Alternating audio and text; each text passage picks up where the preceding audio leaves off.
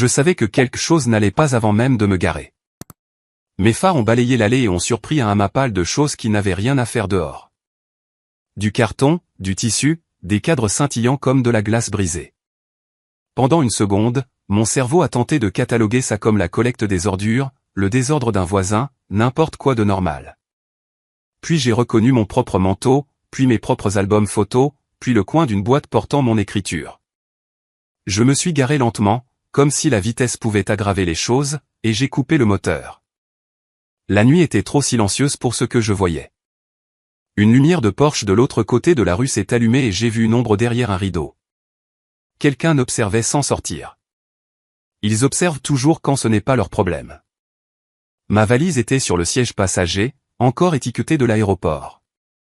J'étais parti 4 jours pour le travail, vivant dans une chambre d'hôtel avec du mauvais café, et comptant les heures jusqu'à ce que je puisse dormir dans mon propre lit. Maintenant, ma vie était en tas sur la pelouse, comme si quelqu'un avait essayé de m'effacer.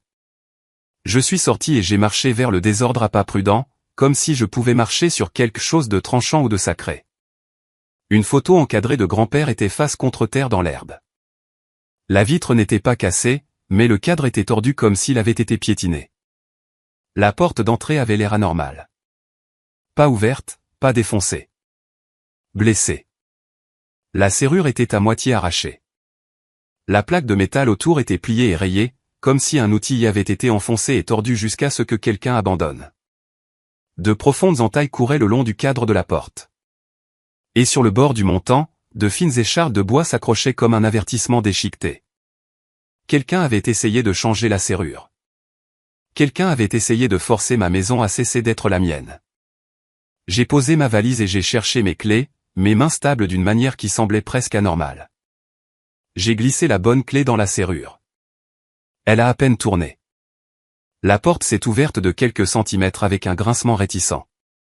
Un air froid s'est exhalé vers moi, vicié et anormal, comme si la maison avait retenu son souffle depuis le moment où elle avait été attaquée. Je ne suis pas entré immédiatement. Je suis resté sur le seuil, à l'écoute. Pas de bruit de pas, pas de mouvement, pas de télévision allumée au loin. Juste le doux bourdonnement de ma lumière de Porsche et le sifflement lointain d'une voiture qui passait, ralentissant légèrement, car les gens ralentissent toujours quand ils pensent qu'ils pourraient assister à un spectacle.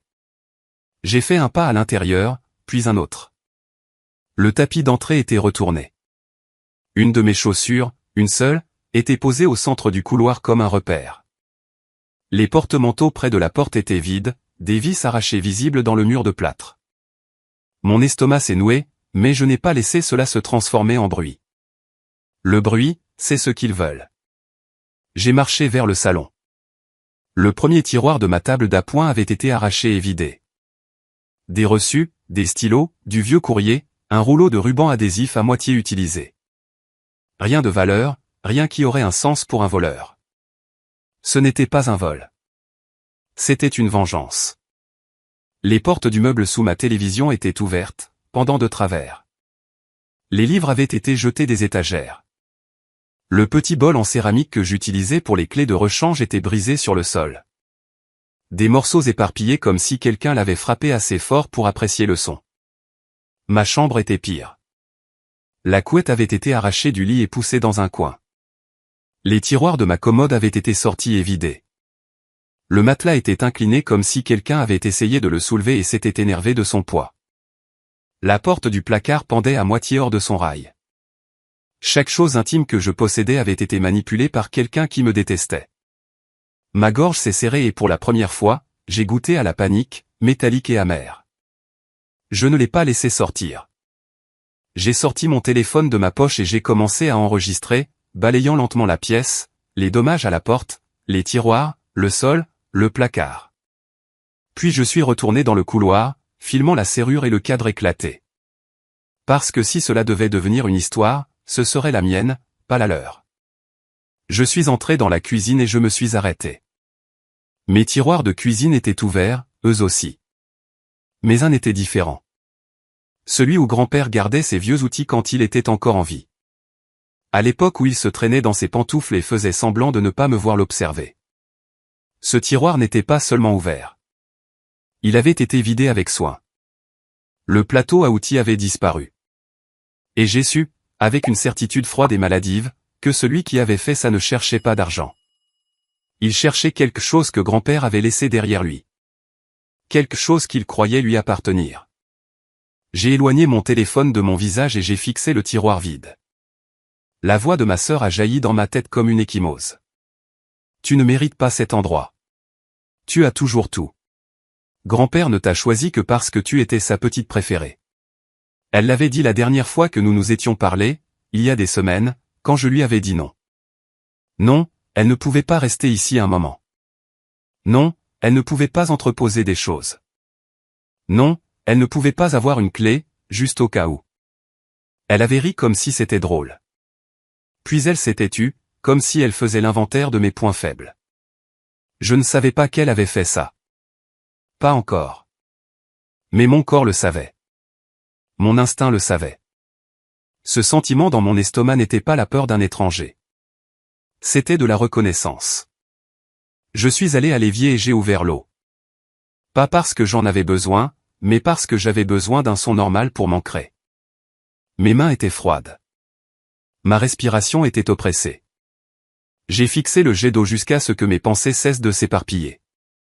Puis je me suis souvenu de quelque chose que grand-père disait à propos de cette maison. Pas souvent, pas nonchalamment. Seulement quand ma sœur était dans les parages et qu'il ne voulait pas se disputer directement avec elle. Il me regardait par-dessus son journal et disait, comme si de rien n'était, certaines choses sont là pour une raison. La première fois qu'il l'a dit, j'avais ri. Comme quoi? Le papier peint moche. Il n'avait pas ri en retour. Il s'était tapoté le côté du nez lentement et avait dit, ne touche pas au placard de service. Pas celui-là. Promets-le-moi.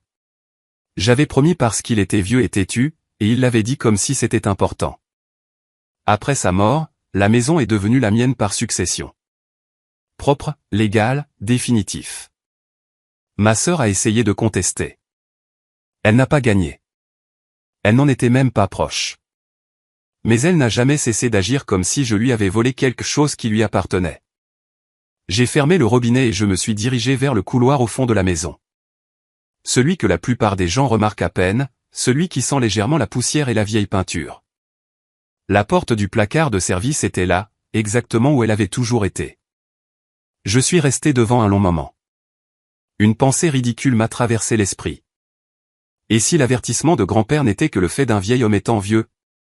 Puis j'ai regardé ma chambre détruite, la serrure à moitié arrachée, mes affaires jetées comme des ordures, et j'ai réalisé que ce n'était pas une effraction au hasard. C'était ciblé. J'ai ouvert la porte du placard. Il faisait sombre à l'intérieur, rempli de vieilles fournitures, de pots de peinture, d'une boîte à outils, d'une pile de manuels jaunis pour des appareils qui n'étaient même plus là. Je me suis accroupi et j'ai passé une main derrière l'étagère la plus basse, cherchant l'endroit où grand-père avait autrefois appuyé ses doigts. Là, un panneau lâche. Mon souffle s'est coupé, contrôlé mes secs. J'ai glissé mes doigts dans l'interstice et j'ai tiré. Le panneau a bougé avec un léger craquement de vieux bois. Derrière, il y avait une petite boîte en métal et un enchevêtrement de fils qui n'avaient pas leur place dans un placard de service normal.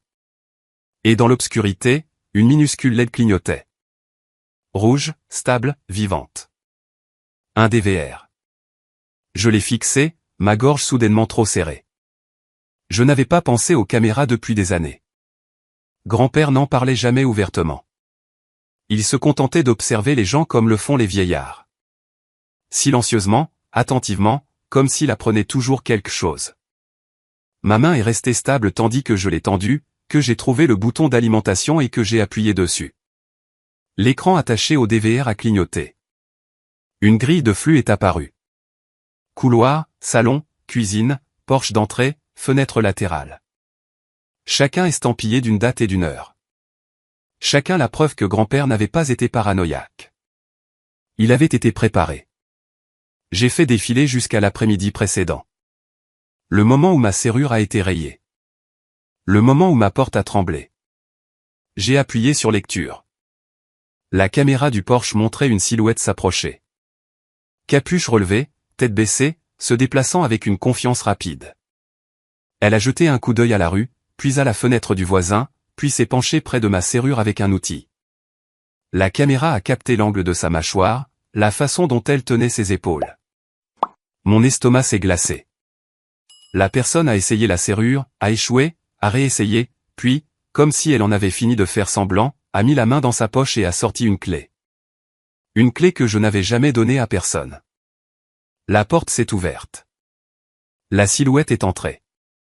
Puis, comme si elle ne pouvait pas supporter la chaleur de son propre déguisement, elle a rabattu sa capuche. Le flux du DVR s'est figé une fraction de seconde, se mettant en mémoire tampon et grésillant, puis est devenu net, et l'écran s'est fixé sur un visage. Celui de ma sœur. Je n'ai pas bougé pendant une seconde entière après avoir vu son visage sur cet écran. Non pas parce que j'étais surprise, mais parce que mon corps essayait de décider s'il devait trembler, crier ou devenir insensible. J'ai choisi la 4e option. J'ai documenté. J'ai appuyé sur pause, puis j'ai rembobiné de 10 secondes. Je l'ai rejoué, plus lentement cette fois, en regardant le moment exact où ma sœur a retiré sa capuche, comme si elle était fière de ce qu'elle s'apprêtait à faire. Puis j'ai cherché derrière le DVR et j'ai trouvé les ports que grand-père avait cachés aussi soigneusement que tout ce qu'il faisait. USB, HDMI, une petite fente pour une carte SD. Ce n'était pas un jouet bon marché. C'était un système, un plan. J'ai sorti mon ordinateur portable de mon sac de travail, là, sur le sol du couloir. Je l'ai connecté. J'ai copié les images à 2 endroits, un dossier sur mon disque dur et un téléversement sur le cloud qui a commencé à tourner immédiatement. Puis j'ai ouvert mon téléphone et j'ai enregistré l'écran avec l'horodatage visible. Parce que j'ai appris à la dure que les gens diront que tout est monté si vous ne leur montrez qu'un fichier. Vous leur montrez l'écran, vous leur montrez l'heure, vous leur montrez le moment. Ma main est restée stable pendant tout ce temps. Ma gorge, non. Quand la barre de téléversement a atteint la moitié, j'ai rembobiné jusqu'au moment où elle est entrée dans la maison. Elle n'a pas seulement déverrouillé la porte, elle l'a déverrouillée comme si elle en était propriétaire. Aucune hésitation, aucun regard par-dessus son épaule, sauf une fois. Un rapide coup d'œil à la fenêtre du voisin, comme si elle savait déjà que personne ne l'arrêterait. À l'intérieur, l'angle de la caméra a changé alors qu'elle se déplaçait dans les pièces. Le flux du salon la montrait entrant dans le cadre, regardant autour d'elle, puis souriant d'une manière qui m'a retourné l'estomac. Comme si elle était enfin seule avec quelque chose qu'elle pensait mériter. Elle est allée directement au placard du couloir en premier. Pas ma chambre, pas la cuisine, le placard du couloir. Comme si elle cherchait une cible connue. Elle l'a ouvert brusquement, a écarté les produits de nettoyage et a juré à voix basse quand elle n'a pas trouvé ce qu'elle voulait. Puis elle est allée dans la cuisine. Elle a ouvert le tiroir où grand-père gardait ses outils. Elle n'a pas tâtonné. Elle n'a pas exploré. Elle a plongé la main et a retiré l'espace vide comme si elle s'attendait à ce qu'il soit là. Quand elle a réalisé qu'il avait déjà été vidé, elle a claqué le tiroir si fort que la caméra a légèrement tremblé. Puis elle a fait quelque chose de pire. Elle a sorti son téléphone et a commencé à prendre des photos. Des photos lentes et délibérées de l'intérieur, des comptoirs de cuisine, des coins du salon, des angles du couloir, comme si elle documentait la maison pour quelqu'un d'autre. Pas une vengeance, une préparation. J'ai eu froid dans le dos. J'ai rembobiné à nouveau et je l'ai regardé se diriger vers le couloir de service. Un instant, j'ai cru qu'elle allait trouver le placard, celui que grand-père m'avait dit de ne jamais toucher, mais elle s'est arrêtée net, a fixé la porte comme si elle l'offensait, puis s'est éloignée. Elle ne savait pas. Elle a détruit ma vie pendant que les caméras la regardaient faire, et elle ne le savait pas. J'ai laissé la séquence tourner jusqu'à ce que je voie le moment où elle a traîné mes boîtes dehors. Elle ne les portait pas comme des objets lourds. Elle les jetait. Elle a vidé mes vêtements sur l'herbe comme si elle nettoyait le placard d'un étranger. Elle a laissé tomber mes albums photos comme s'ils ne valaient rien. Elle a jeté une photo encadrée de grand-père et l'a regardée un instant avec une expression vide avant de l'enjamber. Puis elle est retournée à l'intérieur, est retournée dans ma chambre et a retourné mon matelas. Ne cherchant pas de bijoux, pas d'argent liquide, cherchant des documents. Et quand elle n'a pas trouvé ce qu'elle voulait, sa rage est devenue théâtrale. Elle a arraché les tiroirs, éparpillé les papiers, laissé les portes des placards ouvertes comme des bouches qui ne pouvaient pas se fermer. Puis, sur le flux du salon, elle s'est tenue au centre de la pièce et a dit quelque chose à voix haute. Le DVR avait l'audio. Pas parfait, mais assez clair. Je ne perdrai pas contre elle, a-t-elle dit, la voix vive et essoufflée. Pas encore. Puis elle a ri. Un son court et amer. Et puis elle a prononcé la phrase qui a donné une toute nouvelle forme à l'affaire. Demain, c'est fait. Demain. J'ai vérifié l'horodatage. Hier. Mon estomac s'est contracté si fort que j'ai senti une pression derrière mes côtes. Elle ne me punissait pas seulement pour avoir dit non à une clé. Elle était dans une course contre la montre. J'ai arrêté la lecture et je me suis levé lentement, car mes jambes se sont soudainement rappelées qu'elles m'étaient attachées. La maison était toujours en ruine. Mes affaires étaient toujours dehors. Ma serrure était toujours blessée. Mais maintenant, j'avais quelque chose de plus important que la colère. J'avais un calendrier. Je suis allé à la porte d'entrée et je l'ai verrouillé. J'ai ensuite fait glisser le pêne dormant, puis je me suis appuyé contre elle un instant, juste pour la sentir tenir. Puis j'ai fait deux choses immédiatement. J'ai appelé un serrurier et j'ai appelé la police. Pas le 911, pas de manière frénétique. La ligne non urgente, d'une voix calme, une demande contrôlée. J'ai besoin d'un agent, ai-je dit. Mon domicile a été pénétré illégalement, vandalisé, et mes affaires ont été jetées dehors. J'ai des images de surveillance identifiant la personne. La répartitrice a posé la question qu'il pose toujours. Le suspect est-il toujours sur les lieux? Non, ai-je répondu, mais elle a accès à une clé et elle a menacé de prendre d'autres mesures sur la vidéo. Cette partie a attiré son attention. Un agent sera dépêché, a-t-elle dit. Pendant que j'attendais, le serrurier est arrivé le premier. Un homme plus âgé avec des yeux fatigués et une sacoche à outils qui semblait plus lourde que ma valise. Il n'a pas demandé de détails dramatiques. Il a demandé à voir la porte. Quand il a vu les entailles autour de la serrure, il a sifflé une fois, à voix basse. Quelqu'un a essayé de forcer ça, a-t-il dit. Oui, ai-je répondu. Puis ils ont utilisé une clé. Il m'a jeté un regard. Vous voulez la faire recléer ou remplacer? Remplacer, ai-je dit. Et ajouter un pêne dormant de haute sécurité. Il a hoché la tête comme s'il approuvait mon ton. Pendant qu'il travaillait, le métal cliquetant et forant à des rythmes réguliers, j'ai continué à enregistrer avec mon téléphone de courts clips du cadre endommagé et du retrait de la serrure. Non pas parce que c'était intéressant, mais parce que c'était une preuve. La police est arrivée juste après que le serrurier ait fini de serrer les dernières vis. Un patrouilleur et son partenaire sont montés sur mon Porsche. Posture calme, mains visibles, les yeux balayant la cour où mes affaires gisaient en tas. Le plus âgé s'est présenté. Agent Gentry. J'ai hoché la tête. Je suis Jade Mercé, ai-je dit. C'est ma maison. J'étais en voyage d'affaires. Il a regardé la pelouse, puis le cadre endommagé, puis de nouveau moi. Qui a fait ça? Je ne savais pas, ai-je dit, jusqu'à ce que je vérifie les caméras. Ses sourcils se sont légèrement levés. Vous avez des caméras. Mon grand-père les a installées, ai-je répondu. J'ai trouvé le DVR ce soir. Il a tout enregistré. Cela a changé sa posture de manière subtile, moins décontractée et plus procédurale.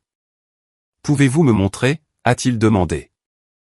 Je les ai conduits à l'intérieur, en faisant attention de ne pas marcher sur la céramique brisée, et je les ai emmenés au placard de service. Quand la lumière clignotante est apparue, la partenaire de l'agent Gentry s'est penchée comme si elle essayait de confirmer que ce n'était pas un subterfuge. J'ai d'abord montré le clip de la caméra du Porsche, la silhouette à capuche, l'outil à la main, puis la clé, puis la capuche retirée.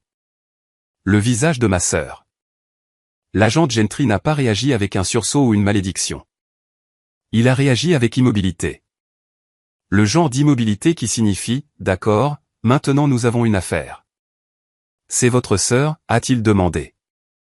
Oui, ai-je dit. Quel est son nom, a-t-il demandé. Marina, ai-je répondu. Il a hoché la tête et a pris des notes. Et elle a une clé. Je ne lui en ai jamais donné, ai-je dit.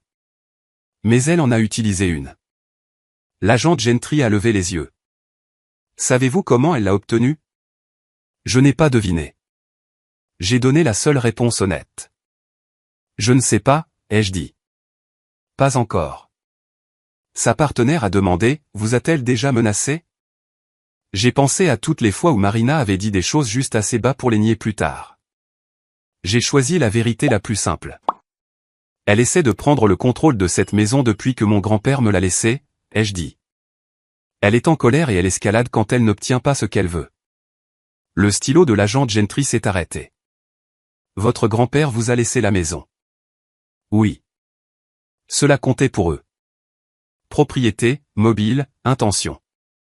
Il a de nouveau regardé l'écran, puis a demandé, avez-vous le clip où elle dit, demain? J'ai rembobiné et je l'ai joué. La voix de ma sœur est sortie du minuscule haut-parleur du DVR, vive et confiante. Demain, c'est fait. La partenaire de l'agent Gentry a froncé les sourcils. Demain? Quoi? Je n'ai pas répondu avec émotion. J'ai répondu avec une peur qui s'était transformée en logique. Je ne sais pas, ai-je dit. La mâchoire de l'agent Gentry s'est légèrement contractée. Il a jeté un coup d'œil à sa partenaire, puis de nouveau à moi. Madame Mercé, a-t-il dit, je vais classer cela comme entrée illégale, méfait criminel et cambriolage, car elle est entrée avec une clé que vous n'avez pas donnée, elle a endommagé des biens et a fouillé dans vos affaires. Ma gorge s'est de nouveau serrée, mais ma voix est restée stable. Je veux porter plainte, ai-je dit. Il a hoché la tête une fois. D'accord. Sa partenaire a regardé le panneau du placard et le DVR. Nous avons besoin d'une copie de cette séquence, a-t-elle dit. Je l'ai déjà sauvegardée, ai-je répondu. Et je leur ai montré la progression du téléversement sur le cloud, maintenant terminée. L'agent Gentry m'a donné une carte avec un numéro de rapport. Un inspecteur pourrait suivre, a-t-il dit. Vu l'angle familial, les gens essaient de dissuader les victimes de poursuivre. Ne les laissez pas faire. Je ne le ferai pas, ai-je dit. Puis il a posé une question qui m'a fait hérisser les poils sur les bras. Votre sœur a-t-elle quelqu'un avec elle, a-t-il demandé. Un petit ami, un ami, quelqu'un qui pourrait se présenter demain. J'ai de nouveau regardé l'écran du DVR, pensant à la façon dont Marina prenait des photos comme si elle créait une annonce. Puis je me suis souvenu de quelque chose que je n'avais pas remarqué la première fois, car j'étais concentré sur son visage. Dans le clip de la caméra du Porsche, juste avant qu'elle ne déverrouille la porte, elle a levé son téléphone et a parlé dedans, doucement, près du microphone. J'ai rembobiné à ce moment et j'ai augmenté le volume. Sa voix était plus claire là. Dehors. Oui, a-t-elle dit. Je suis à l'intérieur maintenant. Dis-lui demain à 10 heures. Apporte les formulaires. Les yeux de l'agent Gentry se sont plissés.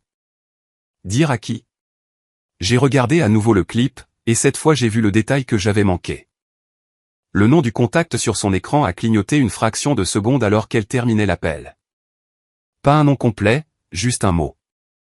Séquestre. Mon estomac s'est glacé. Parce que demain à 10 heures n'était pas une menace. C'était un rendez-vous. Je n'ai pas envoyé de SMS à Marina. Je ne l'ai pas appelée. Je ne l'ai pas prévenu que j'avais son visage sur caméra, sa voix sur audio, son mot, séquestre, clignotant comme un aveu. Parce qu'au moment où vous alertez quelqu'un comme ma sœur, elle ne s'arrête pas. Elle pivote. Elle supprime. Elle réécrit. Elle se présente avec une nouvelle histoire et un nouveau témoin. Alors, je suis resté silencieuse et j'ai agi là où elle ne pouvait pas discuter, dans des systèmes qui ne se soucient pas des drames familiaux. Cette nuit-là, après le départ des policiers, je me suis forcé à faire 3 choses ennuyeuses et brutales. J'ai parcouru chaque pièce et photographié tout ce qu'elle avait détruit. J'ai dressé une liste de ce qui manquait. Et j'ai vérifié mon coffre-fort. Le coffre-fort était toujours boulonné au sol du placard, mais le dossier à l'intérieur, celui avec les copies de mon acte de propriété, ma police d'assurance titre, les lettres de succession de grand-père, avait été dérangé, les pages en désordre, les onglets pliés. Le genre de désordre qui signifie que quelqu'un n'a pas seulement fouillé. Il a cherché avec intention. Et un document avait disparu. Une copie certifiée de la dernière ordonnance de succession me nommant représentante personnelle. Mon estomac s'est glacé, car c'était le document qui vous permet de parler aux banques, aux assureurs, aux comtés comme si vous n'étiez pas seulement un parent. C'était le pouvoir sur papier. Et Marina n'a pas volé mes vêtements pour me blesser. Elle a volé ce papier pour s'emparer de la maison. J'ai à peine dormi. Quand je l'ai fait, c'était par courtes et légères périodes, comme si mon corps ne faisait plus confiance à l'obscurité. Le lendemain matin à 7h30, j'étais au bureau de l'enregistrement du comté avec mon numéro de rapport en main et mon ordinateur portable dans mon sac. La salle d'attente était déjà pleine. Les gens tenaient des licences de mariage, des privilèges d'entrepreneurs et des piles d'avis d'imposition. Une mère berçait un bébé sur son genou. Un homme en gilet de travail fixait le sol comme s'il lui devait de l'argent. Personne ne m'a regardé. Personne ne savait que ma maison avait été violée. Cet anonymat était un cadeau. Quand mon numéro a été appelé, je me suis approché du comptoir et j'ai présenté ma carte d'identité. J'ai besoin de l'historique complet de la parcelle pour mon adresse, ai-je dit. Et je dois placer une alerte à la fraude. J'ai un rapport de police. J'ai des images de surveillance identifiant la personne qui est entrée. La greffière, une femme dans la quarantaine avec des yeux perçants et une bouche fatiguée, a tapé mon adresse et ses doigts se sont arrêtés. Puis elle s'est penchée plus près de son écran et quelque chose de subtil a changé dans son expression. Pas de choc, de la reconnaissance. D'accord, a-t-elle dit doucement. Je vois votre propriété. J'ai gardé une voix calme. Pouvez-vous me dire si quelque chose a été enregistré récemment? Elle a cliqué dans la liste des documents. Hier, a-t-elle dit. Ma poitrine s'est serrée. Qu'est-ce qui a été enregistré hier? Elle n'a pas répondu immédiatement. Elle a cliqué à nouveau. Plus profondément, plus lentement, comme si elle voulait être sûre avant de le dire à voix haute. Puis elle a levé les yeux vers moi. 2 documents, a-t-elle dit. L'un est une demande de changement d'adresse postale pour les relevés de taxes. Ma gorge s'est serrée. Pour où? La greffière l'a lu, une adresse différente. Je savais déjà à qui elle appartenait. D'accord, ai-je dit. Quel est le second? Elle a dégluti une fois, puis l'a dit. Une procuration. La pièce n'a pas tourné. Ma vision ne s'est pas brouillée. J'ai juste senti l'air se raréfier. Une procuration pour quoi, ai-je demandé. La greffière a cliqué et a légèrement tourné son moniteur, assez pour que je puisse voir sans qu'elle me le montre entièrement. Procuration durable. Mandant, Jade Mercé. Mandataire, Marina Mercé. Ma sœur. Ma gorge s'est serrée si fort que ça faisait mal. Il est dit que j'ai signé ça, ai-je dit, d'une voix plate. La greffière a hoché la tête une fois. Il est dit que vous avez accordé à votre sœur le pouvoir de gérer les transactions immobilières en votre nom. Transactions immobilières. Les mots ont atterri comme une porte qui claque. La greffière a continué, lisant comme si elle documentait une tempête. Il comprend également une déclaration selon laquelle vous êtes parfois incapable de gérer vos affaires et que cette procuration est effective immédiatement.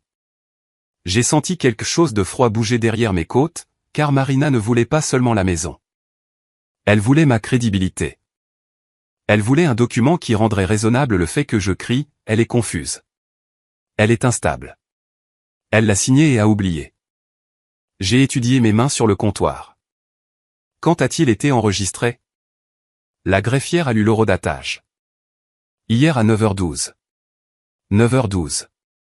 J'étais encore dans un hôtel hier matin, emballant mon ordinateur portable, réglant la note, prenant l'avion pour rentrer. Pendant que j'étais en l'air, ma sœur construisait une version légale de moi en marionnette. J'ai dégluti une fois. Qui l'a soumis? La greffière a cliqué sur un onglet de métadonnées et sa bouche s'est contractée. La partie soumissionnaire est répertoriée comme Biased Escrow Service, a-t-elle dit. Méthode, enregistrement électronique. Le revoilà. Séquestre n'était pas un nom de contact sur un téléphone. C'était un canal. J'ai gardé une voix contrôlée. La greffière a cliqué dans une vue de la file d'attente. Ses yeux se sont plissés. Elle a fait défiler, puis elle s'est arrêtée et n'a pas parlé pendant un moment, ce qui m'a tout dit avant qu'elle ne dise un mot. Il y a un dossier supplémentaire, a-t-elle dit finalement. Il est dans la file d'attente. Ma poitrine s'est serrée.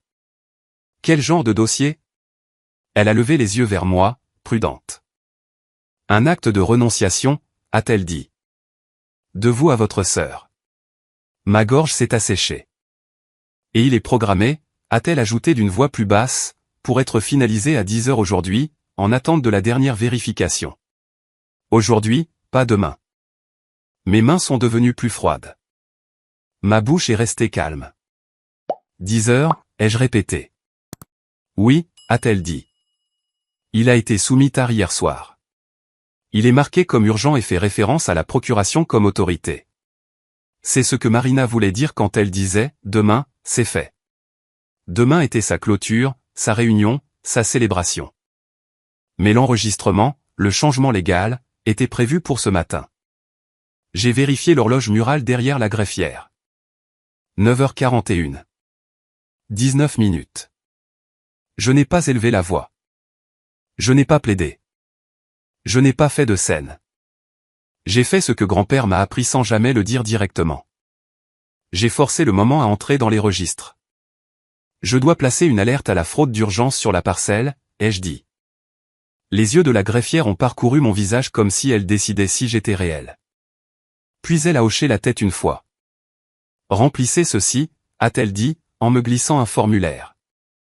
Alerte à la fraude immobilière. Et vous aurez besoin d'un affidavit de faux, mais un blocage de l'enregistrement nécessite généralement une ordonnance du tribunal, à moins que les forces de l'ordre ne demandent une pause d'urgence. Je peux obtenir les forces de l'ordre, ai-je dit. Le regard de la greffière s'est aiguisé. Faites-le maintenant. Je me suis mise sur le côté, j'ai sorti la carte de l'agent Gentry et j'ai appelé le numéro. Il a répondu à la deuxième sonnerie, la voix alerte. Gentry. C'est Jade Mercé, ai-je dit. J'ai besoin que vous me mettiez en contact avec un inspecteur ou un superviseur maintenant. Le bureau de l'enregistrement du comté montre une fausse procuration enregistrée hier, et un acte de renonciation est en attente d'enregistrement à 10 heures aujourd'hui en utilisant cette procuration. Une pause, courte, tendue. Restez là, a-t-il dit. Ne raccrochez pas, je ne l'ai pas fait. J'ai regardé l'écran de la greffière du coin de l'œil alors qu'elle continuait à faire défiler, imprimer, annoter. Elle n'était pas gentille. Elle était correcte. Le téléphone a cliqué et une nouvelle voix s'est fait entendre. Plus basse, plus âgée, plus vive. Inspecteur Landon, a-t-il dit. Crime contre la propriété. Dites-moi. Je lui ai raconté en fait rapide et clair. Effraction sur caméra. Sœur identifiée, clé utilisée, dommage, papier de succession manquant, appel à la société de séquestre. Maintenant, une procuration enregistrée et un dossier d'acte en attente. L'inspecteur Landon n'a pas réagi avec surprise. Il a réagi avec urgence. Madame Mercé, a-t-il dit, j'ai besoin que vous m'envoyiez immédiatement la séquence par email à cette adresse, et j'ai besoin que la greffière imprime le reçu du dossier en attente et l'idée de la transaction d'enregistrement électronique. La greffière a entendu et a hoché la tête une fois, comme si elle attendait cette instruction.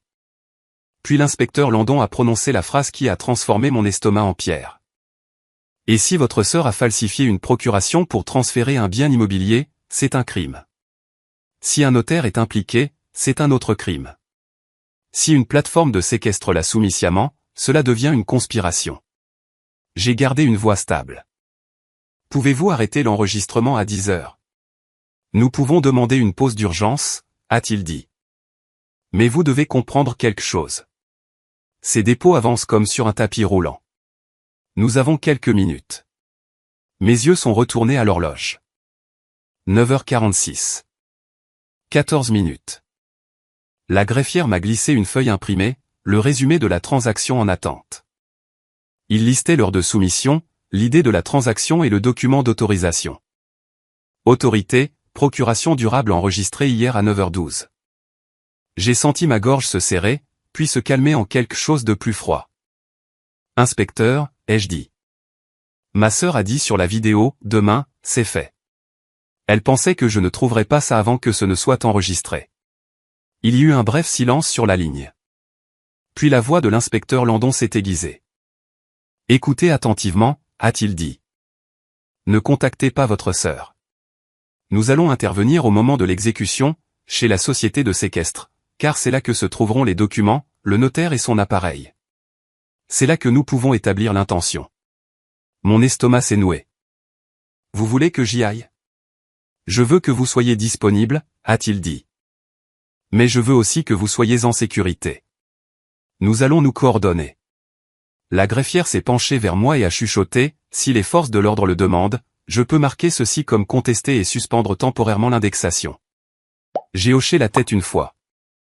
S'il vous plaît, faites-le. Elle a commencé à taper rapidement. 9h51, mon téléphone a vibré. Un SMS de Marina. Tu es déjà rentré? J'ai eu froid dans le dos. Un autre SMS quelques secondes plus tard. Ne gâche pas ça pour toi-même. Ma gorge s'est serrée. Pas de peur, de certitude.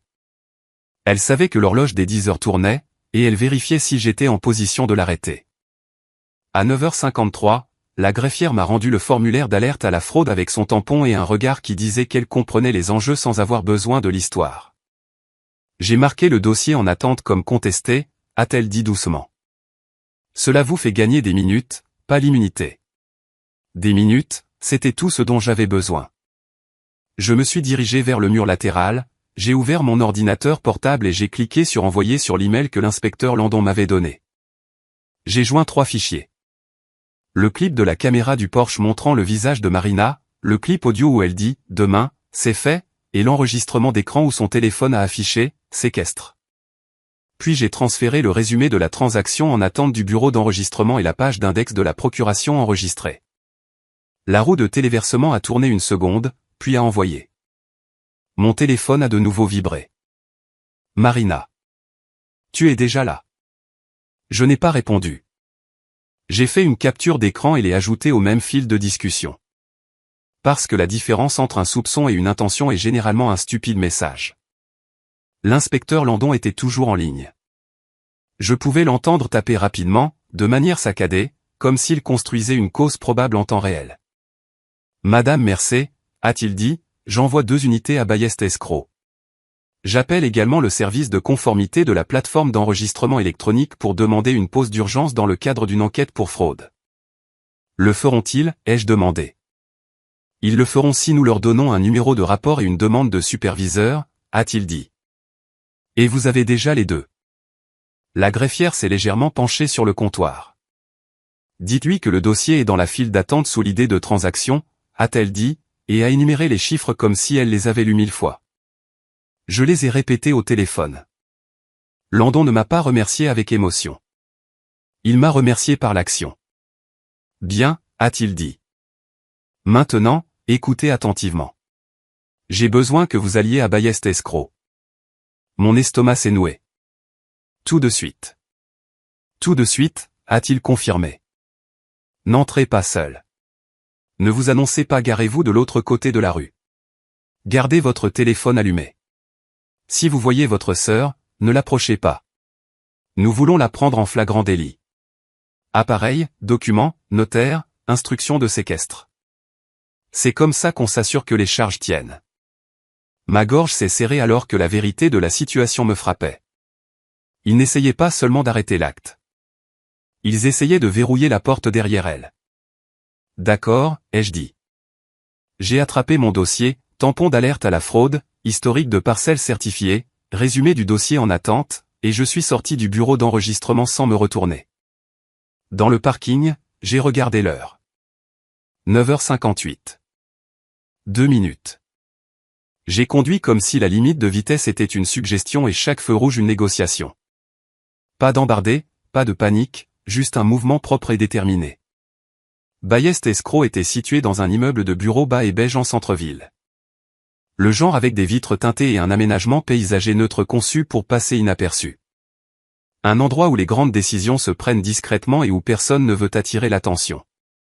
Parfait pour quelqu'un comme Marina. Je me suis garé de l'autre côté de la rue, derrière une rangée de voitures, et j'ai coupé le moteur. Puis j'ai attendu. Mes mains étaient froides sur le volant. Ma respiration restait contrôlée. Je regardais les portes en verre comme si c'était une scène de théâtre. À 10h01, un SUV argenté est entré dans le parking. Marina en est sortie, ni pressée, ni nerveuse, habillée comme si elle allait à une réunion où elle s'attendait à gagner. Blazer, lunettes de soleil, un mince dossier glissé sous son bras comme un menu dans un restaurant cher. Elle n'a pas regardé ma maison. Elle n'a pas regardé par-dessus son épaule. Elle a regardé droit vers la porte et est entrée comme si elle était chez elle. Mon estomac s'est fortement contracté, mais je n'ai pas bougé, car si j'étais entré, elle se serait lancée dans une performance. Elle se serait transformée en victime. Elle aurait prétendu que je la harcelais. Alors, je suis resté dans la voiture et j'ai laissé le système l'approcher en premier. À 10h03, 2 voitures banalisées sont entrées dans le parking avec la confiance tranquille de ceux qui n'ont pas besoin de sirène pour être obéis. L'inspecteur Landon est sorti de la première. Je l'ai reconnu immédiatement. Même voix, même posture. Il a balayé le bâtiment du regard, a vu ma voiture de l'autre côté de la rue et a levé légèrement la main dans un petit geste pour me dire de rester. Puis il est entré. J'ai regardé à travers les vitres teintées les silhouettes bouger dans le hall. Une réceptionniste tournant la tête. Un homme en cravate sortant d'un bureau intérieur. La silhouette de Marina se déplaçant, trop tendue pour être désinvolte. Mon téléphone a vibré. Un nouveau SMS de Marina. Oh, ne sois pas stupide. C'est déjà signé. Déjà signé. Pas enregistré. Cette distinction était importante. J'ai fait une capture d'écran et l'ai envoyée à Landon immédiatement. 10h06. Les portes d'entrée se sont ouvertes. Marina est sortie. Et pour la première fois depuis que j'avais vu son visage sur le DVR, elle n'avait pas l'air confiante. Elle avait l'air tendue, en colère, contenue. Derrière elle, l'inspecteur Landon marchait avec un homme en costume gris, un agent de séquestre, qui semblait pâle et confus, comme s'il venait de réaliser qu'il tenait un fil sous tension. Landon n'a pas attrapé Marina. Il ne l'a pas touchée. Il s'est simplement approché assez près pour contrôler l'espace. Marina s'est retournée, a vu les voitures banalisées, et son visage s'est réarrangé en indignation. Puis elle a repéré ma voiture de l'autre côté de la rue. Sa tête s'est tournée vers moi comme un aimant, et je l'ai vue décider en temps réel si elle devait venir vers moi. Elle a commencé à bouger. Landon s'est mis sur son chemin sans élever la voix. « Marina merci » a-t-il dit. Son menton s'est relevé. « Oui » a-t-elle claqué. « Et qui êtes-vous » ? Inspecteur Landon, a-t-il dit en montrant son badge. Crime contre la propriété. Marina a ri sèchement. C'est une affaire de famille. Ça a cessé d'être une affaire de famille quand vous avez enregistré une fausse procuration et soumis un dossier d'acte pour enregistrement électronique, a répliqué Landon. Ses yeux ont lancé des éclairs. J'ai l'autorisation, a-t-elle dit rapidement. Elle me l'a donnée. L'expression de Landon n'a pas changé. Pas sur la vidéo, en tout cas, a-t-il dit. L'agent de séquestre regardait de l'un à l'autre comme s'il voulait disparaître. Landon s'est légèrement tourné et s'est adressé à lui. Pas à Marina. Monsieur, a-t-il dit, j'ai besoin du dossier de la transaction.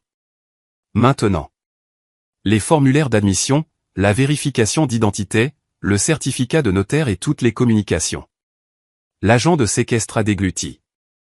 Nous pouvons le récupérer, a-t-il balbutié. Mais nous avons suivi la procédure. Nous avions une procuration enregistrée. Et maintenant, vous avez une affaire de fraude active, a dit Landon. Alors, vous allez tout préserver. La voix de Marina s'est élevée. C'est du harcèlement. Elle est instable. Elle, Landon l'a coupée avec une phrase calme. Votre téléphone, a-t-il dit. Donnez-le-moi. Marina a cligné des yeux. Non. Landon n'a pas bougé. Si vous refusez, je demanderai un mandat et j'inclurai l'obstruction. C'est votre choix. Les doigts de Marina se sont resserrés sur son dossier. Puis elle a fait ce qu'elle faisait toujours quand elle sentait que le système pouvait réellement fonctionner. Elle a essayé d'utiliser la foule comme une arme. Elle a projeté sa voix vers l'extérieur, vers le trottoir, vers les voitures qui passaient. C'est ma sœur, a-t-elle crié, fort et théâtrale. Elle essaie de me ruiner parce que grand-père lui a tout laissé. Un homme qui passait a ralenti. Une femme au coin de la rue a jeté un coup d'œil. Marina voulait des témoins. Landon s'en fichait. Il a fait un signe de tête aux 2 policiers en civil derrière lui. Placez-la en garde à vue, a-t-il dit. Les policiers sont intervenus en douceur, lui prenant les bras, fermes, contrôlés, sans drame. Marina s'est débattue. Ne me touchez pas, la voix de Landon est restée égale. Vous êtes placé en garde à vue pour enquête sur faux, usage de faux, et tentative de transfert frauduleux. Le visage de Marina est devenu pâle une seconde avant que la colère ne revienne en force. C'est insensé, a-t-elle sifflé. C'est déjà fait. Landon la regarda vivement. Qu'est-ce qui est déjà fait? La bouche de Marina se tordit en un petit sourire laid. L'acte, dit-elle. Il est déjà enregistré. Je les ai regardés le soumettre. Mon estomac se serra, car si elle disait la vérité, le tapis roulant de 10 heures avait déjà dépassé le point d'arrêt. Landon ne réagit pas émotionnellement. Il réagit comme un homme qui a appris à ne pas faire confiance à la personne prise en flagrant délit. Il sortit son téléphone et appela quelqu'un immédiatement. Je n'entendais que des bribes de l'autre côté de la rue, mais je vis sa posture changer lorsque la réponse arriva. Il écouta. Il regarda à nouveau Marina. Puis il parla assez fort pour qu'elle l'entende. Non, dit-il. Il n'a pas été enregistré. Le sourire de Marina vacilla. Landon continua. Le bureau de l'enregistrement l'a marqué comme contesté. La plateforme d'enregistrement électronique a placé un blocage de conformité d'urgence. Votre dossier est gelé. Pour la première fois de la journée, Marina parut véritablement effrayée. Car dans son esprit, l'acte était la ligne d'arrivée. Et Landon venait de lui dire qu'elle était toujours au milieu de la piste, prise, documentée et encerclée. Mais Marina ne s'effondra pas. Elle fit quelque chose de pire.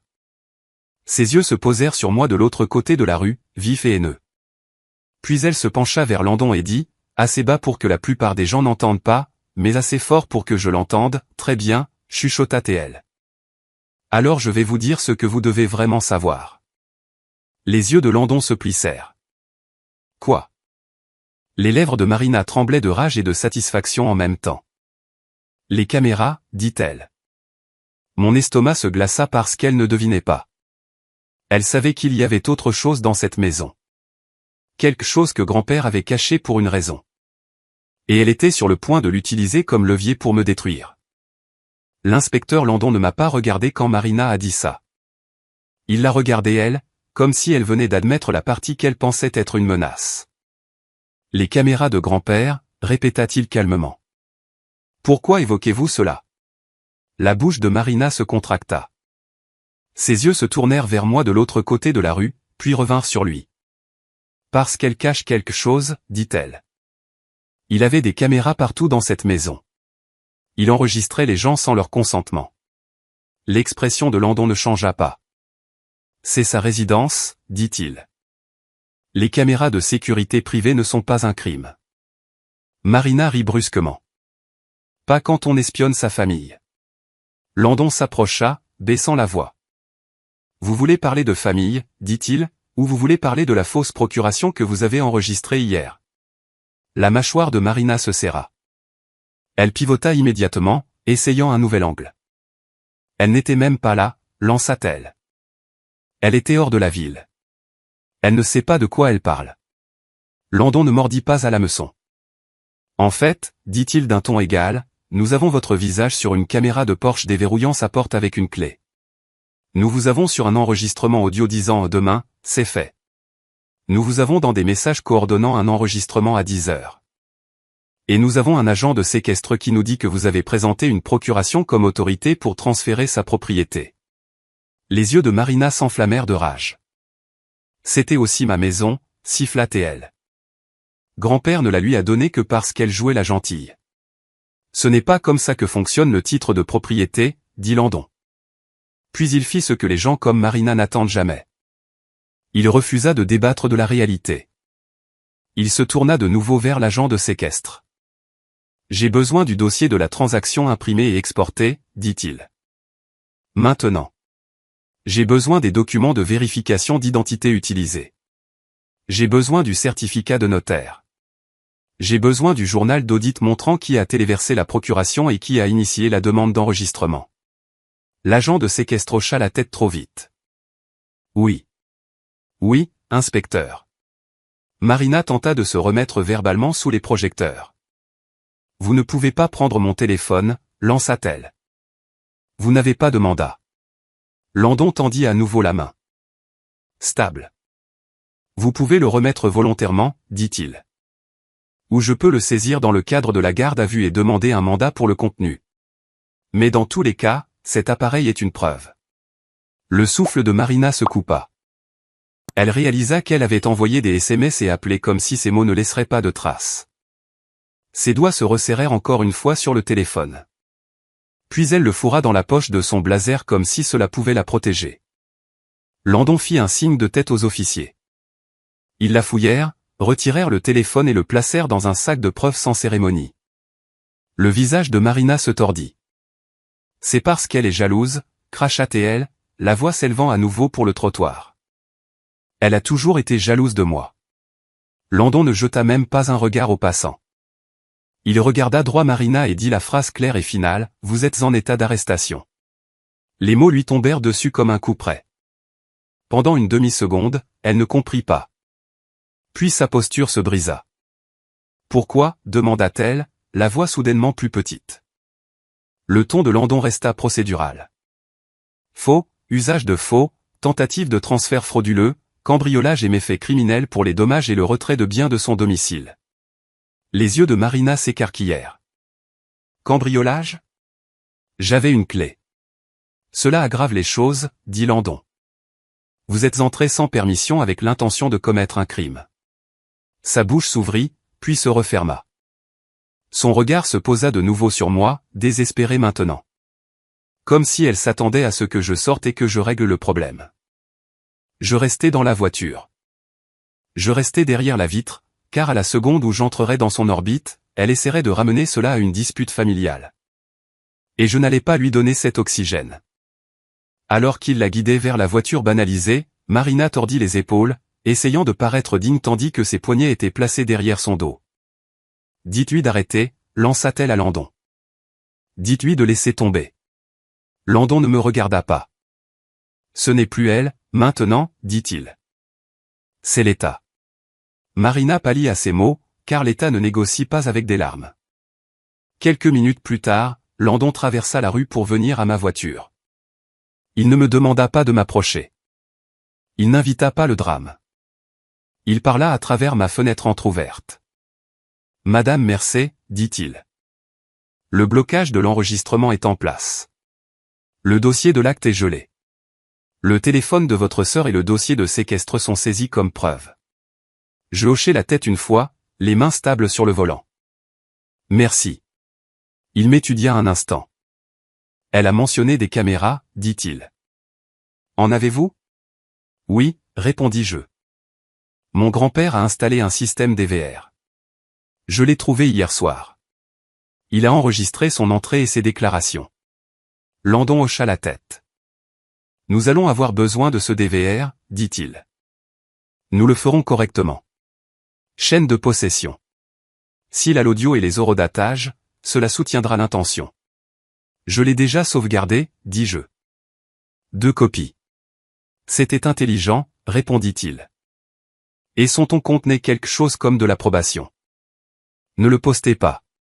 Ne l'envoyez pas à la famille. Gardez-le intact. Je le ferai, dis-je. Puis il ajouta, nous avons aussi assez pour un mandat de perquisition. Ma gorge se serra. Pourquoi ? Pour sa résidence et ses appareils, dit-il. Et pour quiconque a notarié ou traité ce dossier de procuration. Le journal d'audit de la société de séquestre nous dira qui a téléversé quoi. Si un notaire ou un agent de la plateforme a aidé sciemment, ils sont impliqués. Je sentis mon estomac se calmer en quelque chose de plus froid et de plus stable. Parce que Marina n'avait pas seulement saccagé ma maison. Elle avait essayé de la voler avec des papiers. Et maintenant, les papiers se transformaient en menottes. Cet après-midi-là, j'ai retrouvé Landon chez moi avec un officier en uniforme présent. Nous n'avons pas parcouru les pièces comme des victimes. Nous les avons parcourues comme une scène de crime. Il a photographié la serrure et le cadre endommagé. Il a étiqueté le meuble cassé. Il a documenté le contenu jeté dehors. Il a enregistré l'écran du DVR pendant qu'il jouait le visage de Marina, sa voix et sa confiance désinvolte avec la clé. Puis il a retiré le DVR avec soin, l'a scellé et m'a remis un reçu. C'est une preuve, dit-il. Vous le récupérerez plus tard. J'ai hoché la tête. Tant qu'il reste en sécurité. Il le sera, dit-il. Avant de partir, il me tendit autre chose. Un formulaire de demande d'ordonnance de protection temporaire et le numéro de contact du procureur de permanence. Je vais demander une ordonnance d'interdiction de contact d'urgence ce soir, me dit-il. Nous poussons pour des conditions lors de la mise en accusation, mais protégez-vous sur tous les fronts. Je le ferai, dis-je, et je l'ai fait. Le lendemain matin, j'étais assise au fond d'une salle d'audience pendant que le juge examinait les charges. Marina se tenait à l'avant dans une chemise de détention froissée, les yeux durs, essayant de ressembler à la victime d'un malentendu. Le procureur n'a pas traité cela comme un malentendu. Il a énuméré les faits proprement. Une procuration enregistrée que je n'avais pas signée. Un dossier d'acte en attente tentant de transférer ma propriété. Une effraction capturée en vidéo. Une clé utilisée sans permission. Un plan documenté, heure, rendez-vous, formulaire. Lorsque le juge a demandé à l'avocat de Marina de faire une déclaration, il a essayé la même vieille chanson. Conflit familial, émotion, regret. Elle ne voulait pas, le juge l'a interrompu. La famille n'excuse pas la fraude, dit-elle. Et le cambriolage n'est pas un malentendu. Puis elle a fixé des conditions strictes. Interdiction de contact, interdiction de s'approcher de mon domicile, remise de toutes les clés ou copies, et interdiction de déposer quoi que ce soit affectant ma propriété sans examen du tribunal. Marina a essayé de parler sans y être autorisée. Le juge ne l'a pas laissé faire, et le procureur a demandé quelque chose que ma sœur n'avait clairement pas prévu. La détention provisoire, pas pour toujours. Juste assez longtemps pour l'empêcher de toucher à quoi que ce soit d'autre pendant l'exécution des mandats. Le juge a accepté. Marina a été remise en détention ce jour-là. Les semaines suivantes, l'affaire ne s'est pas estompée. Elle a pris de l'ampleur. Le journal d'audit de la société de séquestre a montré que le fichier de la procuration avait été téléversé depuis l'appareil de Marina. La soumission à l'enregistrement avait été initiée depuis son compte. Les formulaires qu'elle mentionnait dans son appel ont été trouvés dans son appartement lors de la perquisition. Des modèles d'actes vierges, des instructions du comté imprimées, et un dossier étiqueté avec mon adresse. L'angle du serrurier a également été résolu. Les images de sécurité d'une quincaillerie montraient Marina copiant une clé des semaines plus tôt, juste après une réunion de famille chez moi. Et une fois que l'État a eu tout cela, il ne restait plus de défense du type « elle a oublié ». Marina a plaidé coupable, non pas parce qu'elle a soudainement développé une conscience, mais parce que la vidéo existait, les horodatages existaient, et la trace écrite existait. Elle a été reconnue coupable de crimes de faux et d'usage de faux, ainsi que de cambriolage et de méfaits criminels. Elle a été condamnée à une peine de prison de comté, suivie d'une probation, et condamnée à payer une restitution pour les dommages et le coût de la sécurisation de ma maison. Et le tribunal a également émis une ordonnance d'interdiction de contact à long terme. Elle ne pouvait pas en discuter. Elle ne pouvait pas se présenter. Si elle essayait, elle retournerait en prison. Et la maison, elle est restée la mienne. Pas émotionnellement, légalement. Un mois après la pire nuit de ma vie, ma maison n'avait plus le même aspect, mais elle me semblait plus sûre que jamais.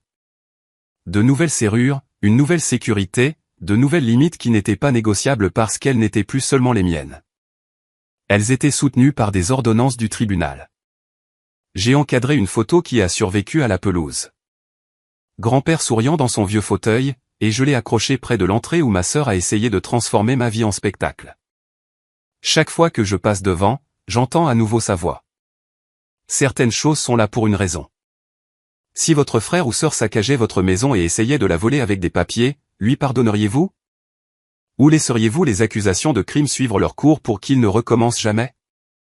Dites-le moi dans les commentaires. Et si vous voulez plus d'histoires comme celle-ci, cliquez sur « J'aime », abonnez-vous, et on se retrouve dans la prochaine vidéo.